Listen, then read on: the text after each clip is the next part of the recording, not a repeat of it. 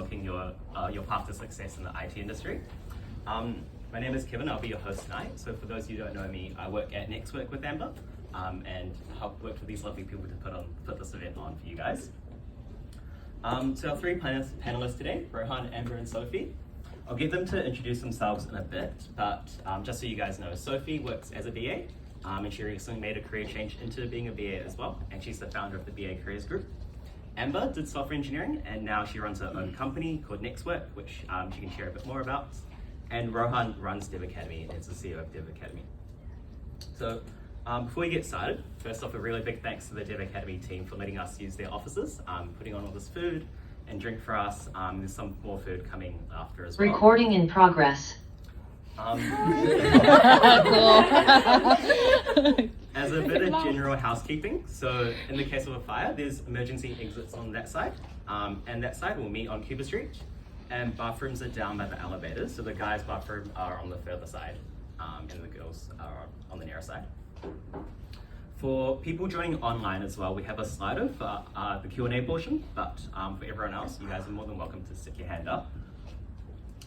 In terms of how we'll run tonight, so the first couple, maybe 45 minutes, we'll get these three to talk a bit about themselves and ask them a couple questions about tech, about their careers. And then we'll maybe save the last half an hour or so for you guys to ask your questions. And feel free to ask whatever you guys want. They're a very, very open bunch and they're more than happy to share a bit about their careers and what they know.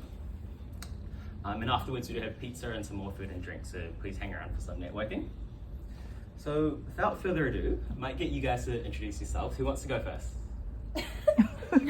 Call this one. Thanks, Kevin. Hi everyone, my name is Rohan. We did talk previously and I said I love cheers. So yeah, there we go. Thank you.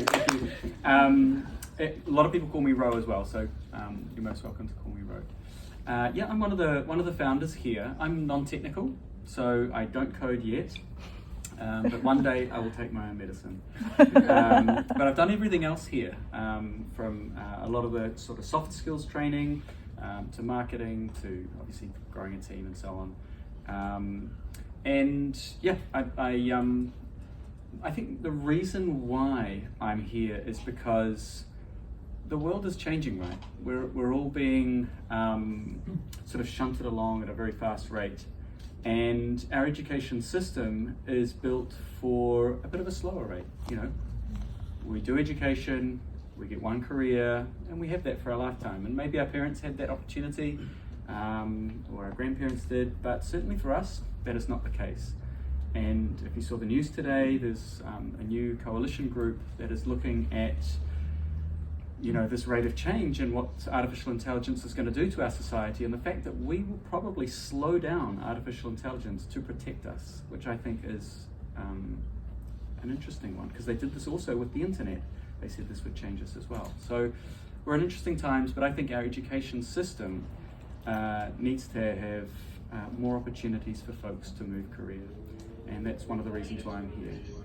Dev Academy is a place where we are creating equity through educational opportunities, and that equity is for these folks being squeezed and so on. So, thank you, folks.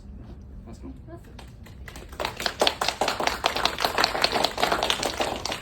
Very cool. Similar sort of vibe actually. I think that we're all here to kind of achieve a similar purpose. My name's Amber, and I founded Next Work. I used to be a Salesforce trainer, going around all these different businesses and teaching them Salesforce. And along the way, people started asking me, how can I get into Salesforce? How can I change careers? And so I switched from teaching corporate companies how to use Salesforce and started teaching individuals how you can get certified in Salesforce and end up switching your careers and starting a brand new career. I thought that this was amazing when I got into the Salesforce world. I'd done a 4-year software engineering degree, and I couldn't believe that spending 6 months doing a certification got me a better job than what I had done in a 4-year degree. So I started to look at education in a whole new way, very similar to what you were saying. And a lot of our students who come through are doing a career switch, maybe not for the first time, maybe for the second, or perhaps even the third time. And it's just blatantly clear that the current format that we have for education just isn't really standing up to the rate of change. So what we specialize in is the cloud certifications around Salesforce and AWS and Azure. But I think that, as we're going to hear today, there's plenty of different options depending on what you're interested in and what your skills are. And I think that what's exciting about this event and this panel is just getting an idea of what's out there, because I didn't know about these certifications when I was in university, and I wish that I had. And I think there's plenty of other options like that. So it's very cool that you're all here tonight, because you never know where these sorts of conversations can lead and how they can actually change your life. Thank you, Amber. Thank you, Rohan. So hello everyone, my name is Sophie Chen. I'm currently a technical business analyst at Westpac. However, my past career experience is mostly around electronics industry. I used to be the technical sales, account manager, and even marketing. I've done all sorts of things, so I believe my career is not a typical non-linear career path, and I have never done any sort of career planning or things like that. However, I think this is actually more suitable for the current situation, because we need to be adaptable for the change. Like everything is disrupting our world, like the AI, like the IoT, like everything, right? So we can't say what we are doing right now, like a BA or developer or cloud engineers, will be existing in the future. So no one knows that.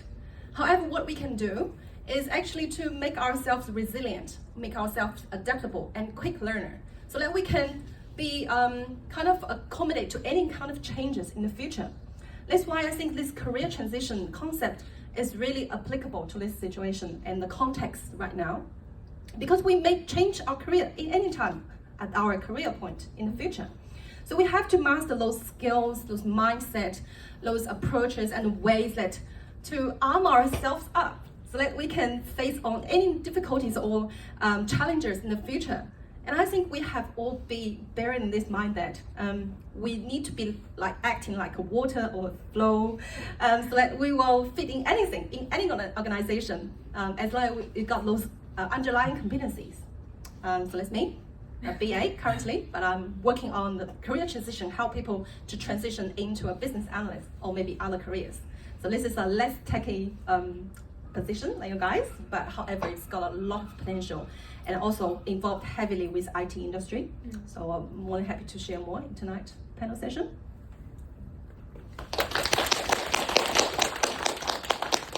So before we actually get started with the questions, I think it'll be good for us to actually know who's in the room. So put up your hand if you currently do work in tech or in the IT industry. Anyone here? Okay, a few of us. And then so put your hand up if you're wanting to work in tech or with an IT. Cool. Is anyone here like a student, university student or anything, or still studying? Cool. Okay, some of us. Cool. Okay, so I guess for people who maybe don't know much about tech or the IT industry, what can you say are the different roles out there in tech? And especially maybe some of the more or less common roles or less development roles, and the roles for people who don't have a traditional tech background.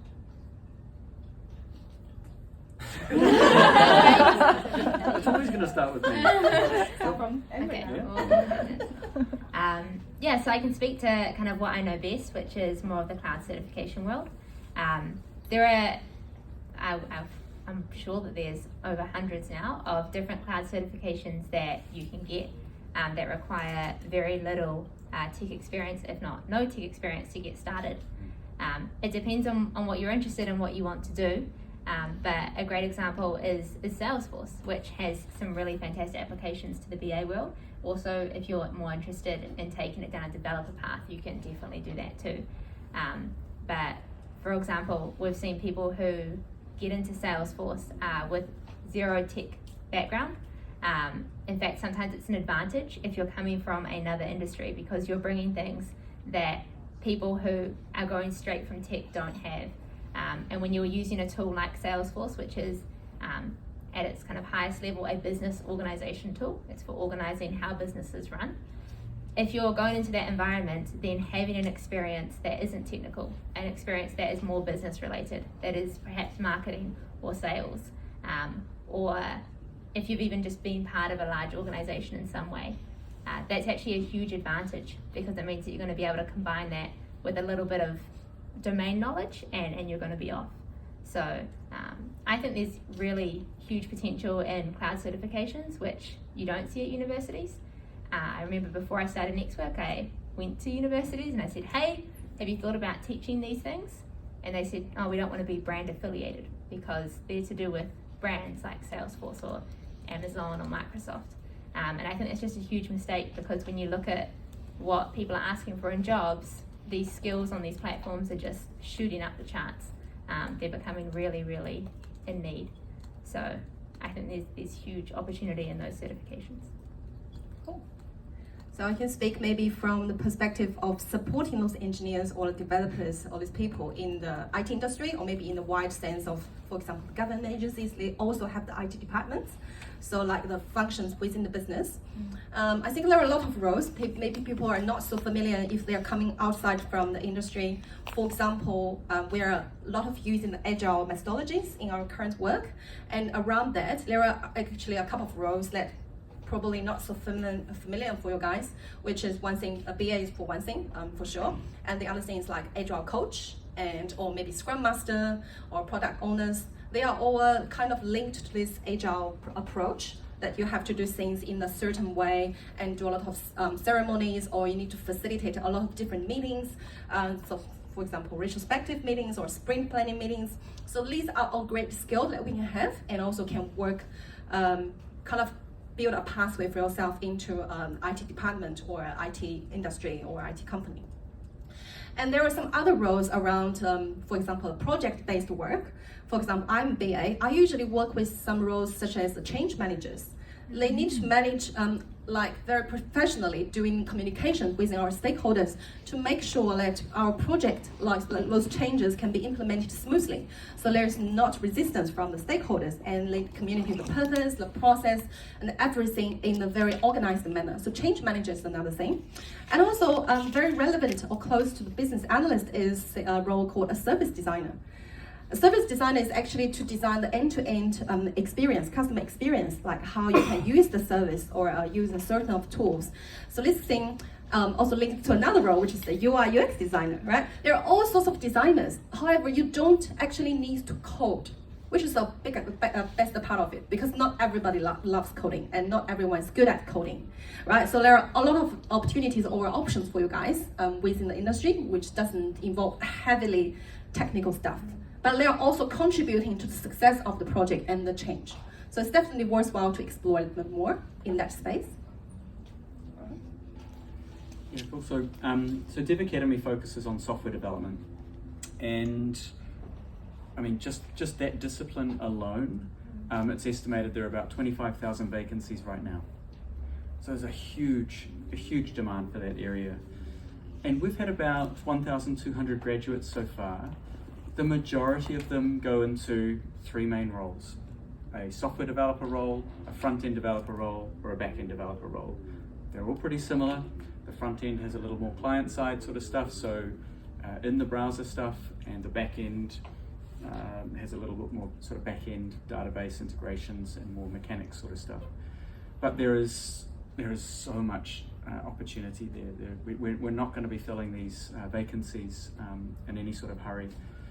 Considering across the country we produce 4,000 graduates a year, a quarter go overseas, a quarter get jobs, and a half find it very difficult to get a job even after doing Comp Sci or something like that. So it's there's a shortage, a big shortage.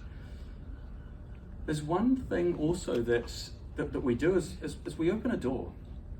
We open a door into tech and getting that first job. And that sometimes is all you need to be able to go anywhere. Like in a job, when someone sees the value that you bring, whether it's from your previous career or the fact that you're great at learning, great at collaborating. Let's say you're a cloud engineer to start with, and you've been doing that for a couple of years. There's so many doors that open from there as well. And I think that's incredibly important. Many of you will think, how do I get to exactly where I want to be? And I wouldn't necessarily focus on that right now. Maybe it's in tech and it's going to have a certain pathway. Do remember that if you open the door, have some experience in this place, you might do all three of the disciplines that we specialize in.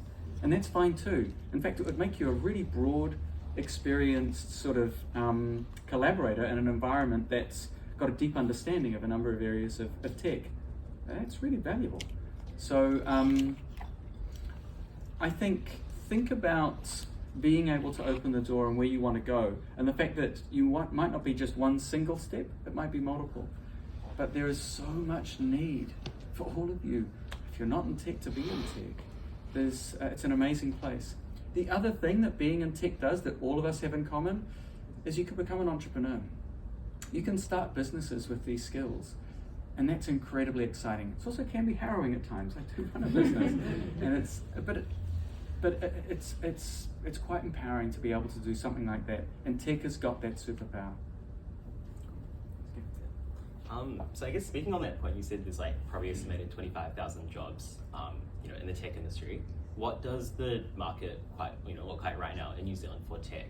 Maybe who are like the biggest companies who might be hiring, or what sort of industries, what sort of types of companies can you go into? Would you like to start? Yeah.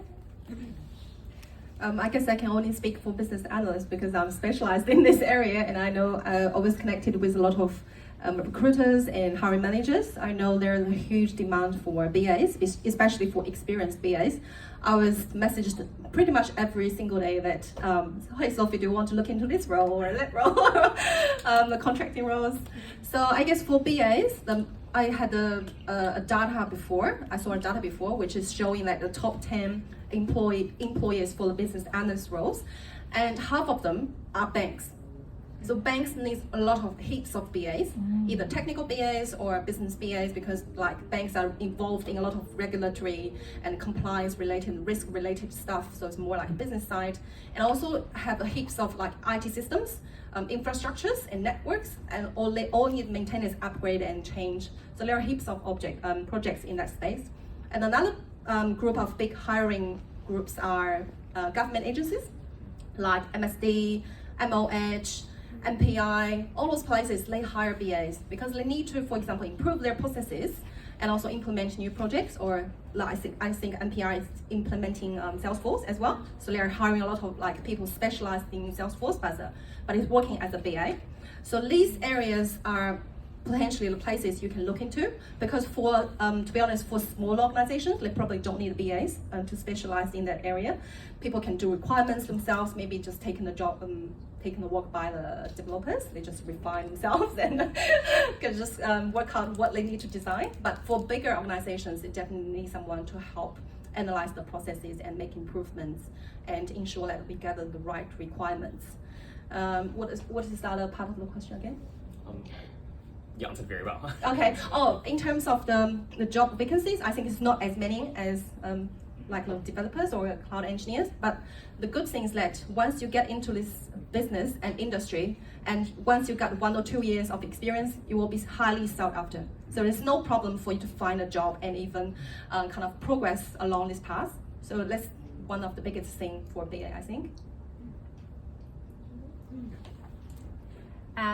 Yeah, so in terms of cloud certifications and the jobs that I'm seeing a lot at the moment with cloud roles, it typically falls into two kind of buckets, which I think Sophie's already said. One is government. I think that's particularly strong in Wellington. If you're working in Wellington, then chances are, if you're some sort of consultant role, it's going to be to do with government work. When you look around at all of the projects that are being done at Deloitte or Merkle or Accenture or even boutique smaller consultancies like Smart Apps or some other ones that are around, a lot of them have government contracts, and that's mainly because government is a huge user of cloud platforms. They're very Azure heavy, they're very Salesforce heavy, and parts of them use a lot of AWS. So there's plenty of work there in terms of roles, and we find that a lot of our students, if they're going into a consulting role, like a functional consultant or a technical consultant, they'll end up working for one of these large consultancies, but the contract work that they're doing is for a government organisation. Typically it's also because governments give out big contracts and big consultancies like big contracts. The other place that hires a lot of people is like the smaller sort of tech companies. I think that Xero is not a small tech company in terms of New Zealand, but they hire a lot of cloud engineers, a lot of Salesforce people, a lot of AWS people. But you'll find that there are a lot of companies that you never thought of as a tech company that actually use this software. So we've had people who join charities, St. John's, Red Cross, they all run on Salesforce. So there's a lot that you'd never really expect. But going into those companies, you just have to be aware that you may be perhaps the only Salesforce person on that team. And that's okay. That can sometimes be an absolute blessing because you are going to improve so fast there. But yeah, I'd say those are the main categories. It's usually a big consultancy or a smaller company that's using these softwares. So, what companies hire software developers? Yeah, these days, what companies don't hire software developers is the question, I think. So we, so far, have worked with over 300 companies, and that number grows all the time. I mean, every year we have more startups. Every year we have more internationals coming into our Kiwi market. This place is just growing hugely. We're also in Wellington, so government plays a massive role. In fact, some of our biggest dev shops are government sort of run. But then you've got big agencies, as you've mentioned, that are servicing these government departments, and we've got a number of service or bespoke software development shops that service them too. But what you'll see around our big centres are your big SaaS companies, your Xeros and TradeMe, software as a service companies hire a ton of software developers. But the moment your business gets to 100 plus people, you've probably got some software developers there. And it's just growing. It's constantly growing. Now we have seen a little bit of concern in the market around downsizing. You obviously know about, I'm guessing you know about Xero has cut a few roles. We haven't seen the implications of that for their engineering roles yet, but we anticipate that there will be some job losses there, and that's a bit of a nervous time. But that company is now run from the States, and this is a very US-based culture to just, the moment the shareholders are getting a bit worried, you cut. We don't see this a lot in New Zealand. Now the last two times this has happened was 2008 and 2013, and we saw massive cuts overseas and not a lot here.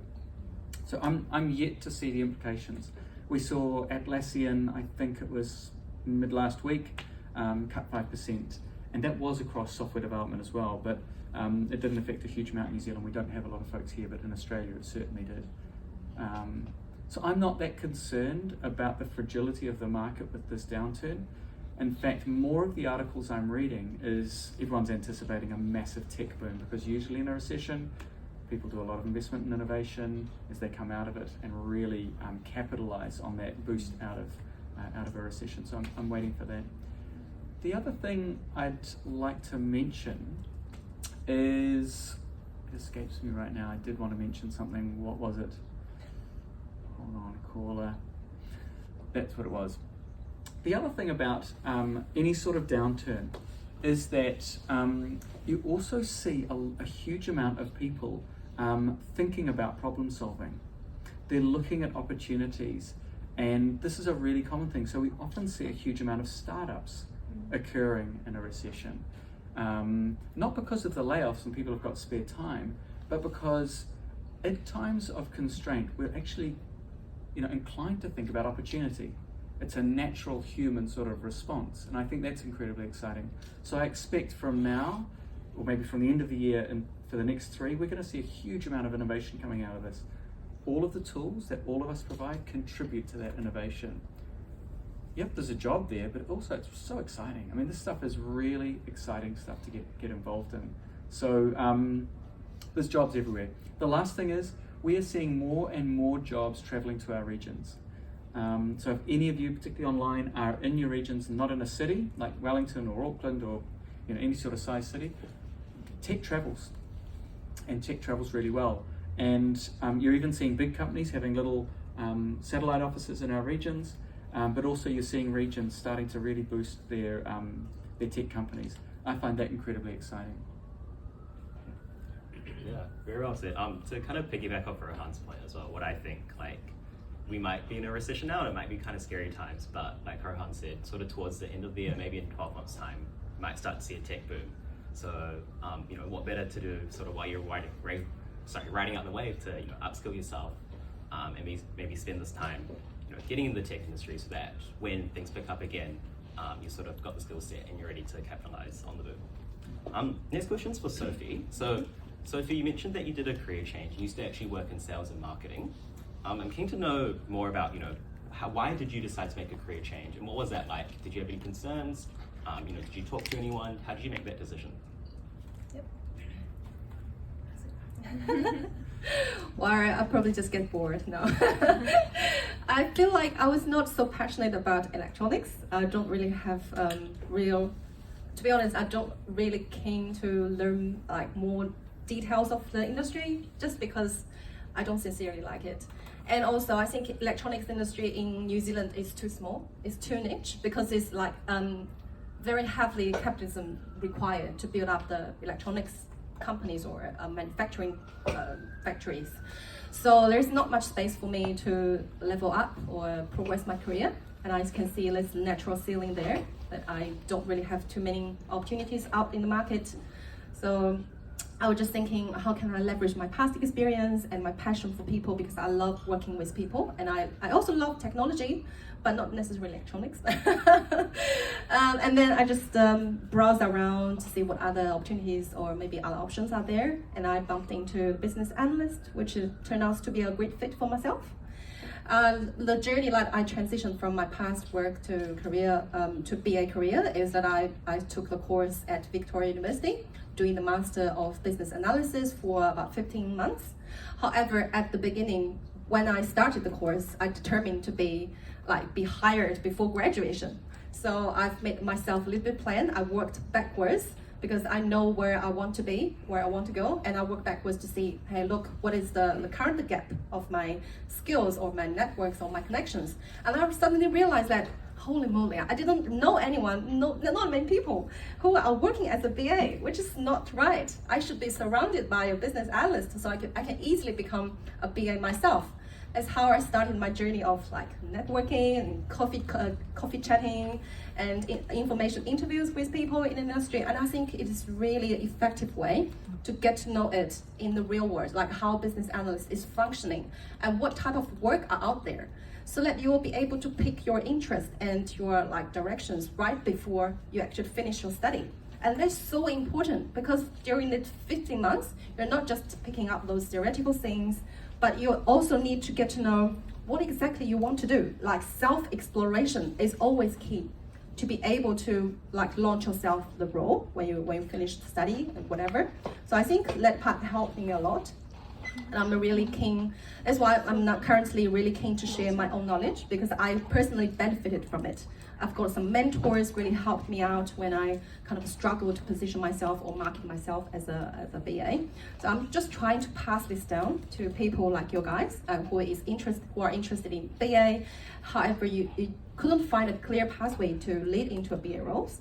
So I guess the biggest thing you need is to get out, to reach out to people and connect with them and talk to them about, hey, what is BA and what skills do you need, and how I can find some BA opportunities or some BA projects that I can gain some real world practical experience.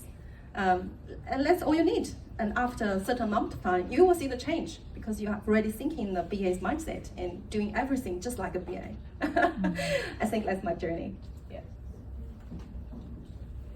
Cool. And then for Rohan and Amber, you guys teach courses to, tech courses to a lot of people who come from different backgrounds and want to do career changes. So yeah, what have you guys seen as like the driving reason why behind these people make a career change and decide to, take a course and get into tech?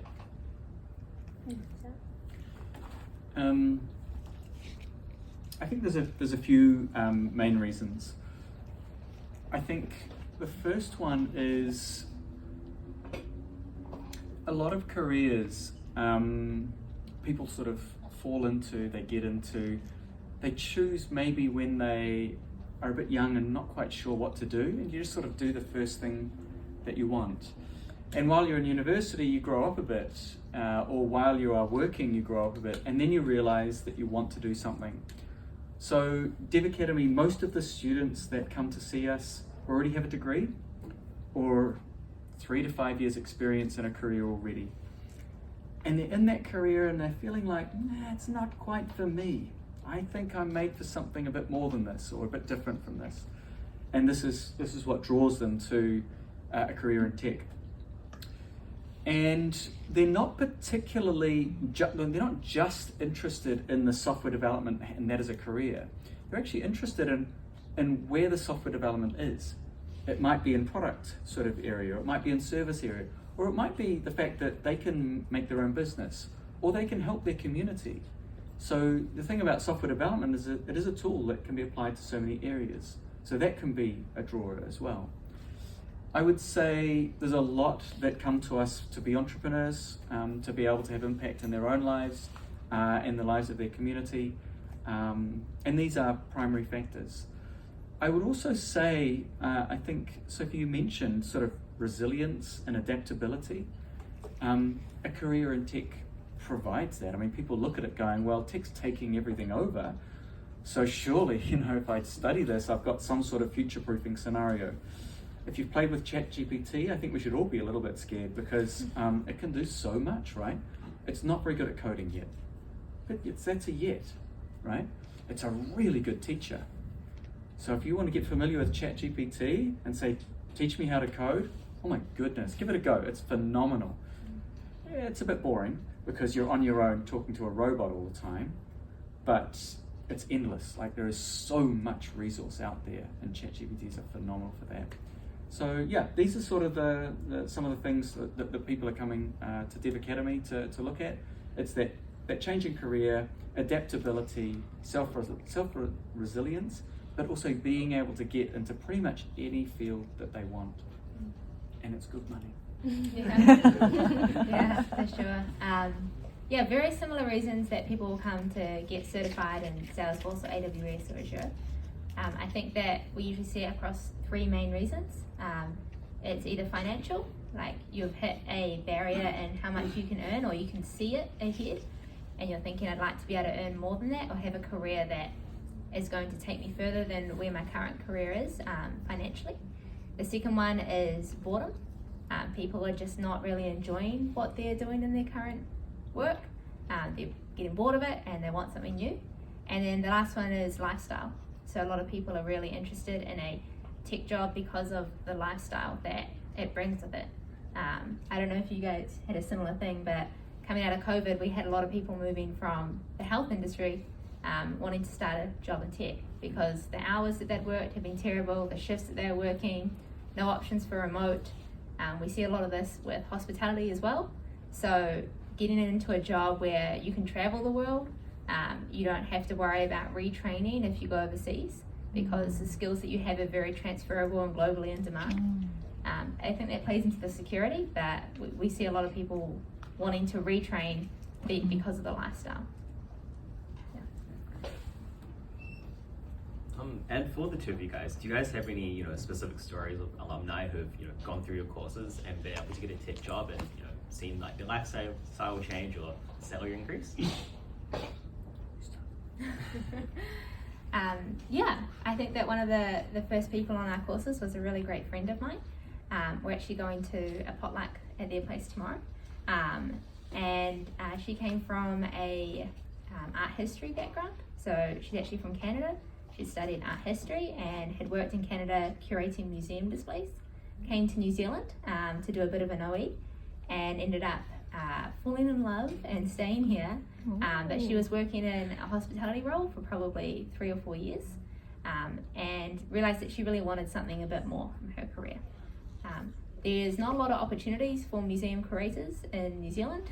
There's only really one museum that's kind of fits her background, that was Te Papa, and the jobs they have going there were pretty far in between. So she learnt Salesforce and she ended up landing a role before she finished the end of the course. She's working completely remote, and a few months after she got the role, she doubled her salary and she was traveling Canada to go back and see her family, which she hadn't done for several years, and she was able to work remote that whole time. So I think that's a really great example of hitting those 3 points. You know, it was financial, it was boredom, and it was lifestyle. And what she got out of that was all of those three, which was really cool. Yeah, it's a great question. I think one of the best things about my job is seeing what folks do. Yeah, it's life changing, right? Like as Amber says, there's so much on offer here. It's phenomenal. What are my favourites? Well, so we've had over 1,200 graduates, and there's an 86% employment rate. So I just can't remember the individual journeys of everyone. But last year I got contacted by a graduate in the States who had just received $50 million for their startup. Wow. That was a pretty cool moment. So the Young Entrepreneur of the Year in 2019 was a Dev Academy graduate, Kendall Flutie of Banker. That's pretty cool. If you've had food delivered by Deliver Easy, it's founded by a Dev Academy, or co-founded by a Dev Academy graduate. These are pretty cool stories. As far as I'm aware, the only technical team lead at Datacom, who is Māori, came from Dev Academy as well. That's pretty cool. We've got someone who is managing a network of about 15,000 software developers who work on an open source project.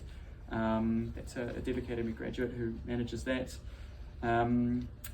Another more poignant story that's probably interesting for you is that I don't know how many times I've seen people approach me and say, look, I'm in a good career already, I'm just bored, but I'm on $100,000 and I can't give that up because my family relies on it and I've got a mortgage and so on, and it's going to be a really hard thing for me to change. I'm like, okay, I feel you, this is hard, what do you think? And they end up doing it, and when they come back to me in 12 months time saying, I'm so glad I made the change, it's only taken me 12 months or 18 months to get back onto the salary I was, but I now love my job, I've got a lot of opportunities, and I'm actually having fun, and I feel that this could be something I could do for longer.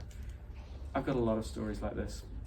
We have had a lot of folks from hospo, we've had butchers, we've had baristas, we've had lawyers, accountants, we've had pilots, particularly during COVID, and cabin crew. We've had folks from the tourism sector, from the logging sector. There's a lot of different people that this can accommodate. I want you to think about the skills that you've got. If your career moving, that career you've got is not a waste. That is so extremely valuable. We just open a door, but all of those skills that you have in the career that you've got now, or whatever you're studying now, are incredibly valuable to tech. So don't think that you have to go backwards that far. Pause your career, start again. It's not like this. You are able to transition, and I've got a lot of experience with seeing people do this. All these photos on the wall are our Wellington graduates. We've got another campus in Auckland and another online campus as well. All of those people that have gone through this journey have probably had similar thoughts to yourself, blocks and barriers. I'm not saying it's easy to change jobs, but I am saying it's pretty rewarding when you can. Yeah, definitely, that's really cool. Cool, so next question is, what advice would you give to someone who's sort of on the fence about whether they want to make a career change? You know, maybe they have some doubt, maybe they're not sure if they're ready to take the plunge. Okay, cool. I guess my only advice is to just get out there and see what is possible. I think today is a great opportunity for people who is considering a career change, because you need to understand what are on the plate and for you to choose from. Right, what is the possibilities out there? What are the pros and cons of each of the roles, and what is the best suitable one for you? So I don't really want you, if you are considering a career change, but just shut down yourself and trying to browse on the website or internet and trying to just work through things yourself. But however, the better thing is just to reach out to your friends. I think friends is maybe your closest place you can talk to, and you feel trust with them, and see if there anyone have been through this journey, and talk to them to see how they make their career change.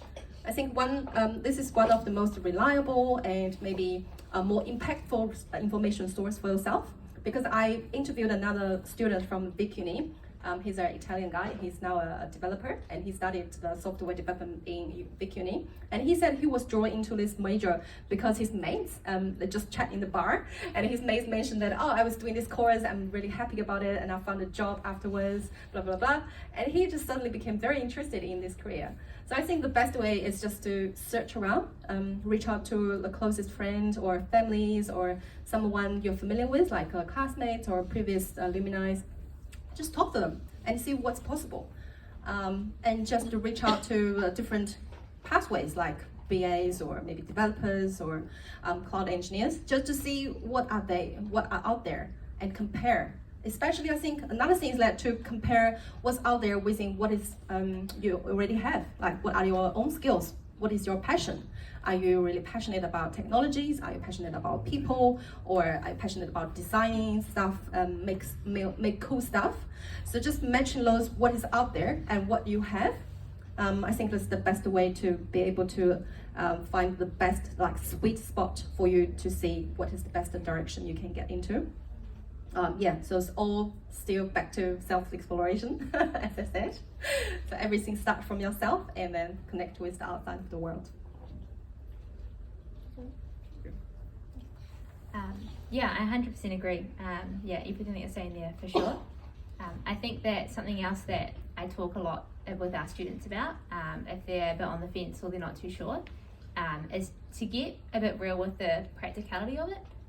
How much time do you have a week to study? What's your budget? How long do you have to make this shift? Are you under a lot of pressure to get a new job really, really quickly? Or do you have some time that you can take out to upskill? So I definitely agree with everything Sophie says. It's really important that you've got to know your why. On top of that, I think that there is a level of practicality that you've got to look. Do you have the capability to go and study for a BA, do a master's of business administration? And it's these sort of questions which sometimes help to clear out a bit of the clutter. And sometimes you realize, I really, really want to do this course, or I really want to make this switch, and I'm going to have to prepare for that now. So I may not be able to start tomorrow, but I can start to prepare to do that degree or to take that course. And sometimes those discussions can be really hard because everyone wants to be able to just change in a week or overnight. But if someone really is on the fence, then sometimes it just helps to, all right, let's just get the details sorted, because often that clears away pretty quickly what you can and can't do in the time frame that you're thinking. So yeah, it doesn't sound as lovely, but sometimes those conversations are really important. Yeah, I think that's amazing advice from both of these. It's exactly, I would totally agree. I want to take it down a different road though.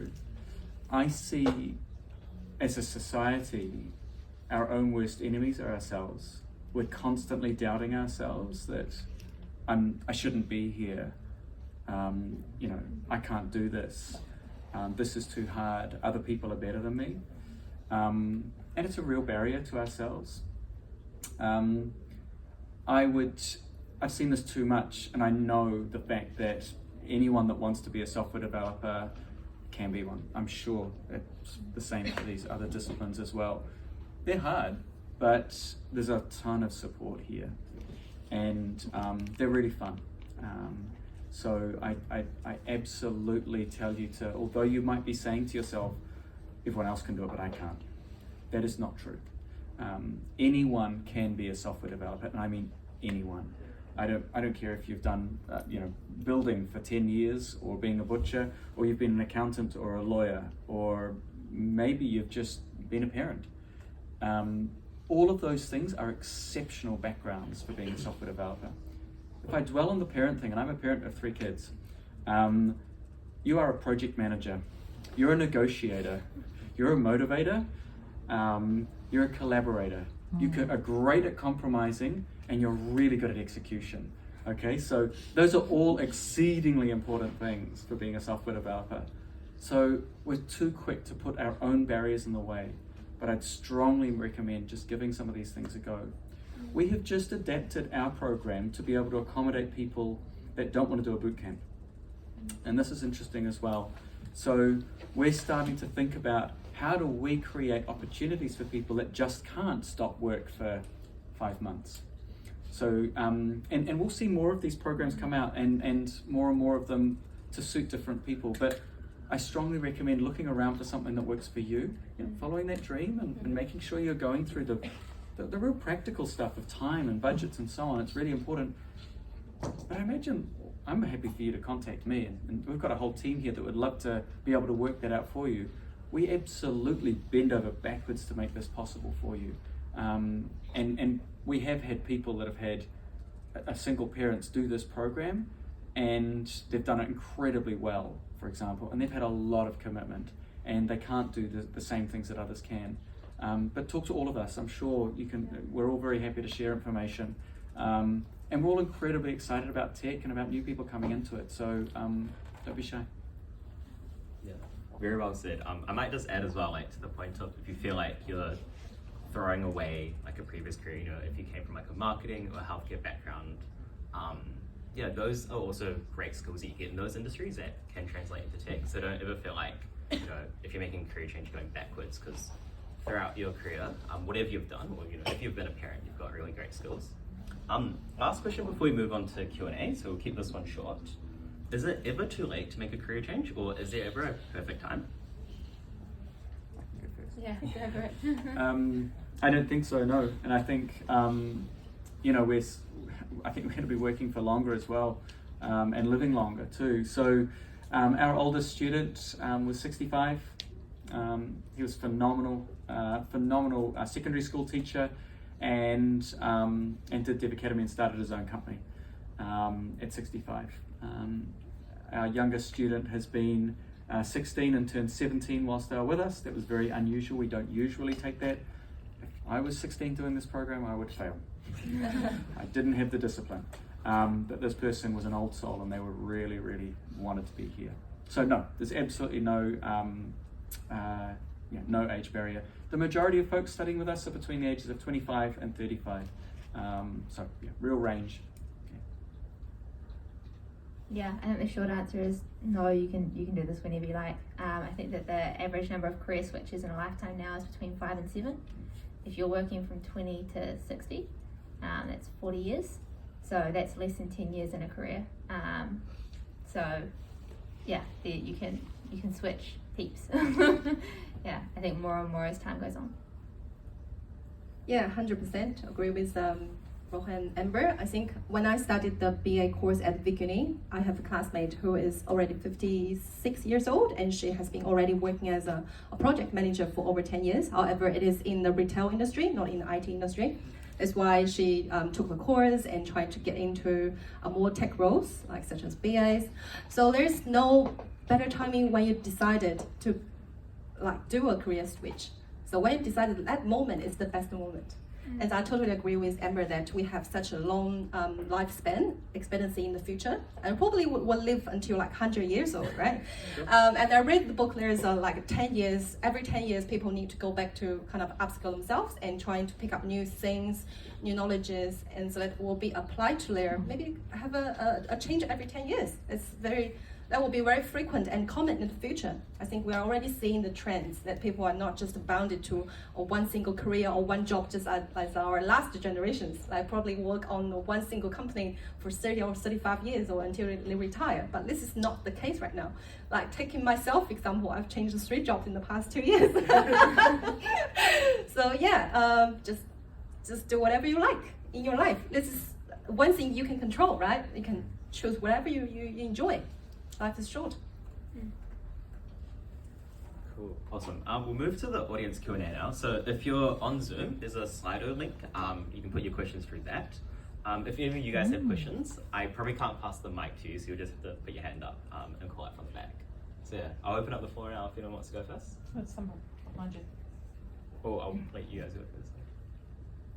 Yeah, Rohan, are you able to just expand a little bit more about the course or program that you were saying that you were trying to adopt solo parents, or basically candidates who can't leave work full time? Sure. So yeah, this is a new program for us. So our program currently, the bootcamp side of it, is 17 weeks long. and that's it's a pretty heavy commitment. So for the bootcamp part of it, which is 9 weeks, we require you to be here on campus or on the online campus or on the Auckland campus for 60 hours a week. And you can't really do that if you've got other commitments, if you're in work and got kids and so on. So we've done a program that is, and we're just testing it now, and at the moment it's half the pace. So at the height, at the most intense bit, it's 30 hours a week, but you can do that at pretty much any time in the day. So you can do it in the morning, afternoon or evening, and really cram on the weekends as well. And that's come because we have had a lot of people come to us and say, I'd love to do this, but I just can't stop my life. You know, I've got too many commitments. So we're seeing how this rolls. I have a suspicion that we'll also have a program that's even longer than that and slightly less time commitment, because I still think 30 hours a week is quite a lot for some people, but we need to try it out. And we're just in that trying it out phase. It is a program that is going to be accredited by NZQA, as our current bootcamp is, which is cool. So you get a qualification out of it at the end of it. So yeah, we're just going through that experimentation process now. Is that enough? Do you have more specifics around that? That's cool, that's enough. And I think you'll probably get some more data, I think, because I know a few people who are interested, but they just can't commit the longer hours because of their family requirements and everything. So you may actually get more students if it spreads out a bit. Yeah, and we're looking to interview more people who are interested in this. We've done a sort of a little bit of a soft launch, and we've got a few people that are in that experimental phase, but we're keen to know more. So if you want to refer folks onto us, do let us know. Yeah. Can I just add that? Yeah, of course. Yeah, we have lots of people that you can probably pass on to actually. Yeah, because when we started our courses, we didn't have office space, we didn't have any money. So all of our courses were online and part-time because I was still working. So just kind of out of necessity, we launched that way. And I think that it's so cool that you guys are doing it too, because it does open up an example for a lot of people who can't do it full-time, but still are really keen to do that career switch. So I just, yeah, if you want to get in touch with some people to talk to or to have chats, just let me know, because we've got plenty. Yeah, Cool. Any other questions from the audience here? Okay. Oh, yeah. Wait, it might not read. It's better to use this, for the online audiences. Yeah, my question is about the cloud tech. Yeah, I'm really glad that to hear you introduce so many techniques. Yeah, just like for everyone can have the icing on the cake, right?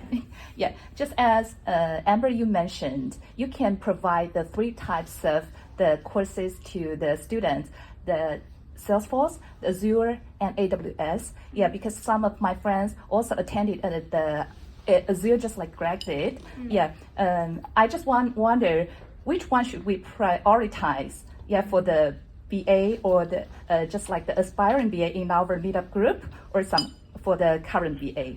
Yeah, good thank question. Yeah, super good question. So I think the interesting thing here is that these certifications that you can get cross over wonderfully with all the other skills we're talking about. So there is a Salesforce certification that is literally Salesforce Business Administrator certification. There's also a certification which is Salesforce Developer certification. So whatever you're learning, there's ways that you can, like you said, it's kind of the icing on the cake. If you wanted to take your BA skills to another level, maybe stand out a bit more from the crowd when you're applying for jobs, then you might want to spend 3 months or something working on a Salesforce certification in your spare time. That's just going to add to your kind of your repertoire or your portfolio, so that you're going to stand out even more when you go for a job. And likewise with a developer, I think the reason that I got launched into Salesforce was because I knew how to code, but when I added that with Salesforce, it just went nuts, because that combination was quite rare. So I think that having some really foundational skills, like your BA skills or your developer skills, and then adding some of these certifications on top is kind of creates you into this really unique combination of skills, which very few people have. And I think that if you're going for a BA role, I would recommend doing a Salesforce one over AWS or Azure, because AWS and Azure are quite technical, they can be quite networky, not in the meeting people way, but in the internet and the firewalls and sort of things type of way. So if you're interested in business, I would recommend you towards Salesforce. If you're interested more in tech and being a cloud engineer, I'd recommend you more towards AWS or Azure. Any other questions? Yes. Yes, thanks to all three of you for coming along and talking to us. My question is for Sophie, because I know a lot of people who go to these meetup events to try to network, but the way you told your story of you were doing for 15 months, kind of what did that intensity look like and what was your strategies at those events? That's a great question, very practical. Actually, my experience can be duplicated, or like maybe you guys can just directly apply it for yourselves. My strategy at the beginning is that I partnered with one of my classmates because I was a little bit intimidated just to invite people out and have coffee chat with a stranger. So I partnered with a friend of mine, and she's also a Chinese lady. We started reaching out to our, like I say, tier 1 connections, who are the alumni from the university, from the same program. So in that way, you have a natural connections with them, and you don't feel like it's so difficult to reach out to them and invite them out for a coffee. So we tended to do it on maybe fortnightly basis or maybe weekly basis maximum, because we have a lot of workload on the study. However, we tend to get the most out of those coffee chat as well. We always do a lot of preparations. We kind of stalk their LinkedIn profile and understand what they are doing, like their career history, and so find some interesting topics to talk to them. And we just do it not just in a transactional way. We try to kind of invite them over maybe after a couple of months and just to reach out to maybe give them an update of where we are, like have we finished the study, what kind of project we're doing, and try to also provide some values to them as well. Because some people, they may be interested in like mentoring people, they want to build up their mentoring skills. And this is quite essential for people as managers or leaders or even senior MBAs. That's quite important for them. So we're actually doing this mutual beneficial way of getting this information interviews out there.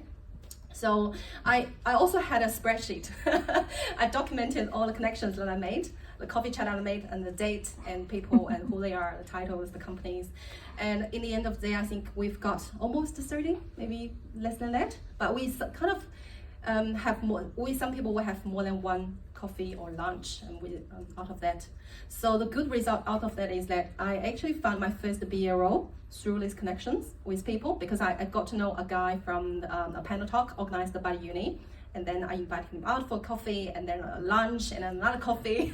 Finally, I put together my courage to ask, hey, I found an opportunity on your company's website. Can you help me to put my CV forward to the hiring manager? And he did that for me. I really appreciate that. So I also shared some of my tips when I did the Zeros interview as a product owner. So we kind of exchanged the information. So when you do those interviews or maybe coffee catch-ups, always think about what can you provide to the other person?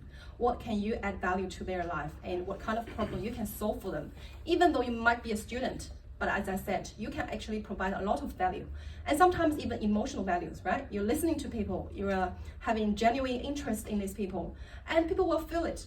They will be happy to talk to you if you are like prepared and thoughtful, considered, and not wasting their time. And they're more than happy to see you grow as a like individual or a professional. So that's my suggestion. Do it consistently, do it early, and do it with genuine interest. That will make you for success. Thanks, Beth.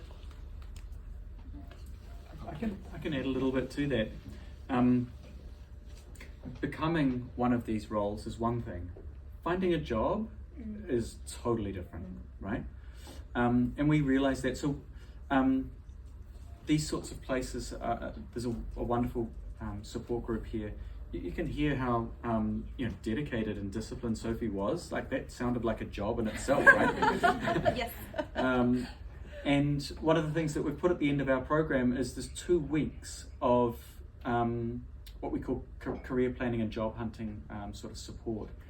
And that is where we really take you on a deep dive, not in software development, it's got nothing to do with that, but it's how to generate CVs and cover letters, so the assets to job hunt. Then how do you create the opportunities, all the networking and meetups and job boards and these sorts of things. And then it's the performance, it's the interview. You know, tell me a time when you made a mistake. What's your biggest strength? All these sorts of things. That stuff's frightening, right? Like, it's really hard to do, particularly if you're doing it in another language, not your native tongue. That's hard, really hard. So I think it's important to be kind to yourself and to take your time with that. I think it's a great question, Michael. These things are hard and you have to plan it. Do it with people, do it with your community. And also think about, I think you mentioned tier 1 connections. Yeah. Start there, start with the people that you know, that you feel familiar with, and work out from there and get really good at asking for referrals. Thanks, you've got nothing for me, but what's next and who else can I talk to? Yeah, definitely with the point of networking as well. Like, don't ever feel like you have nothing to offer, or don't ever, be scared to approach people. I think people generally like talking about themselves, so you almost like stroking their ego if you're hitting them up, being like, yeah, you're pretty cool, I want to be like you. Can we grab coffee? We're running a bit short on time, so we'll finish off with the Slido questions. We'll probably do a bit of a speed run because I know Pizza's waiting for us in the back.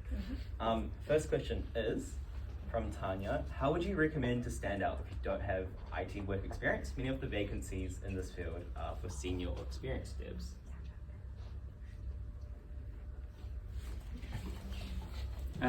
Good question, Tanya. They are. Do bear in mind that very few vacancies are actually advertised.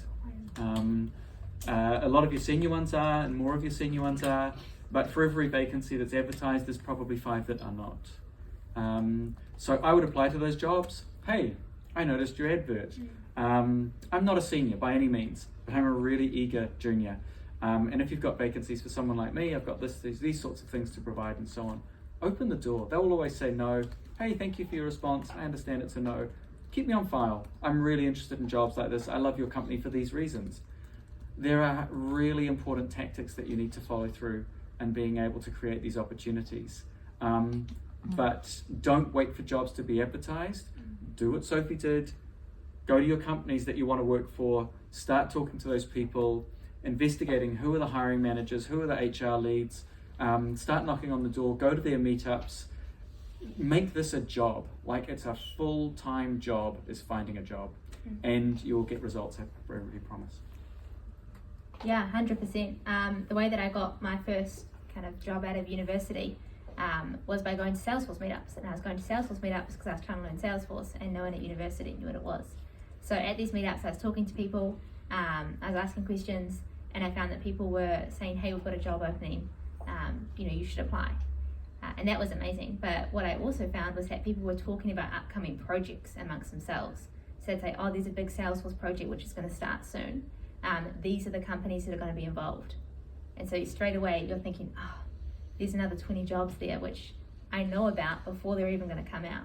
So it's always worth going to those events to meet the people for sure, but also just to get a feel of what's going on in the industry at the moment. Because people will be talking about these sorts of projects, these sorts of things that are coming up. And you can kind of start to learn the language. And once you start to hear it, then you can hit up these people on LinkedIn. You can get involved in advance so that when they go to hire for that role, you're already there. They don't even have to look. And something that I learned was that it's very expensive to go out and hire someone. And if they can find someone fantastic already, then they're going to do that. So again, it's that mutual benefit. You're making their lives easier. 100%. Yeah, I just add a little bit on top of it. 100% agree with the previous opinions. I think one way you can also, the biggest thing is like to be really proactive. Just get ahead of everybody else and not doing the traditional way of bottom up, doing it top down. Like if you're all doing the same thing as everybody else, like sending CVs via Seek or Trade Me, you'll probably get lost throwing the bin like CVs because there are too many. You're not having no competitive advantage of that. So really be proactive. When I searched for a big first BA job, I actually knocked the doors at the companies like Paperkite and Datatop because they are sitting in the same building as us. So I think, why not try? Just bring my CV with me and print it out for a couple of copies and just knock on the doors. And I got several interviews out of it. I'm pretty proud. So when you are struggling to find a job, just to consider yourself, have you tried every single way that you can think of? Because not just sitting there and browsing on the internet, just get out and knock the doors and also talk to people, like you guys said. Another way is like leverage LinkedIn really well, because LinkedIn is a really good way to connect with people and finding those hiring managers. There are so many techniques that you probably don't know about it. For example, if you want to connect with some hiring managers, just go to the company's website, right? There's a button called People. Just click into it and you can filter by the titles, the roles, and even the names. And you just see who are out there. And you can click into their profile and see if they're an active account or not. Do they post anything? Do they comment on anybody else's posts? If they are an active account, try to connect with them. Send a very appropriate, send a little note, describe who you are, what you want to know about them, and what do you want to get information. And they probably will be happy to connect with you, even there might be just only 3 or 4 when you connect with 10 of them. However, you just need 1 successful, right? And that's all you need. So be really proactive and try to seek out any volunteering opportunities. Like we are organizing this BA career meetup and we need volunteers all the time to organize events. And we have a set of very organized, standardized templates for running those events. And we're using the BA practices to do things. So this is a great opportunity out there for you to build your experience and build your kind of profiles. And even you can get recommendations from me if you're doing a really good job, that I give Tan a recommendation on LinkedIn, and she can just show it off to the potential employee. So that's what I recommend, be proactive. Cool, awesome. Next question is from Omi. I'm pursuing my master's and need some tips for getting into part-time roles in IT. I have 15 years of experience in infrastructure support and project management. So maybe like everyone's like quick fire tip for getting into tech or maybe getting that first role. There's actually more to the question, sorry to interrupt. I don't have enough space to key in the question there. So every time I approach someone for a part-time role, I either get an answer saying that I'm either overqualified or I will not be able to continue with the job. So I just need some expert advice from you guys. It's a tough one. I think part-time roles are hard to find. I think I would steer clear of your classic job boards because they're looking for full-time roles. I would start to really double down on your networking, and it doesn't mean walking into a crowded room and passing your CV off to everyone. I'd target the meetups that are specifically, that are happy to do the I'm job hunting type thing, and I know a lot of the dev ones are. At the start of it, they'll say, okay, who's looking for a job? Put up your hand. Who's got a job? Put up your hand. Make sure you see each other. I'd get really good at your elevator pitch and pitching yourself, but don't do the job boards. Start doing networking on steroids. Yeah, 100%. Another strategy that's quite good is you can kind of voluntarily like do some work for that company, and you might not even know if it's going to be valuable or not, but it's something that you can start to show to people. Like you might, if you're a web developer, you might look at their website and realize that there's some things that could be improved.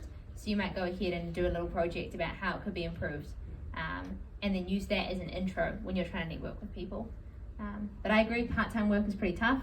It's pretty hard to find on the traditional platforms. So again, kind of like our last answers, I think that you've really got to get creative and think, like Sophie said, have I really done everything that I possibly could to try and get a part-time role? Because there's almost always some way that you haven't tried yet. Yeah, listen to it. Thank you. So next question. So for those who have only experienced a traditional non-IT recruitment process, what are the tech-specific nuances for getting hired? Or maybe like what's the tech hiring process like, and does it differ from non-tech roles? They are so varied. Some of them are a one-stage interview and you've got a job and there's no technical test. It's just like a real basic interview. Some of them have got seven steps to it. Generally, there is some form of technical assessment. All of our graduates are able to show off a portfolio, and that's a really helpful thing for an employer to be able to see. Portfolio of learning is one of your greatest assets, because it's not just the shiniest thing you've seen, the shiniest thing you've done, the best thing you've done. It's a progression. So employers love being able to see that. That's my quick answer. Yeah, I think that like you said, it's very varied, depending on where you go. We had a student who came from hospitality, and he said, I can't believe it, I've applied for a job and they said they're going to get back to me in 2 to 3 weeks. And he was used to just going literally into a like a bar or somewhere and asking for a job, and they would say yes or no on the spot. So it can be a much more lengthy process, and I think that you've got to take that into account when you're doing a career switch, that it may take you a month or maybe a couple of months to get that role, because it is like a full-time job finding that first job.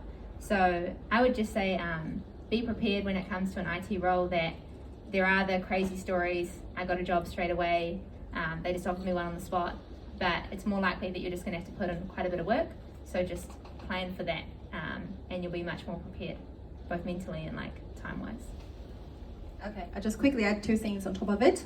I think comparing to the traditional industry, probably tech industry will have a lot of more video calls, video interviews, and it is not easy to handle because you probably got a lot of technical issues and glitches and blackout, whatever you might encounter. So be prepared for that, and practice a lot. You can find some friend to help you do some mock interviews and to get a list of question banks, and then just prepare answers for them for each of the question and read them out. Really get familiar with those wordings and your stories and those kind of things. So video calls, I think it is quite an important skill to master. And the other one I've been through for BA industries is that sometimes we need to do case studies. And the companies normally don't give you a whole lot of time to do that. Sometimes they just send documents and material 1 day before the interview, so that you have to work by yourself, not asking a lot of people's help. And so I did 2 or 3 case studies like that way. So I need to present my result, my findings, and I prepare some slides, and then they will ask me some questions. So I think that probably one of the most tough interview processes I've been through, but actually they can really test out your capabilities and your experience when you approach these problems and see how you think of things. So I'd suggest you do some preparations on those case studies if you need to find out BA roles. Awesome. And very last question is for Sophie. What are the skills required to be a business analyst? And could you suggest me any online courses?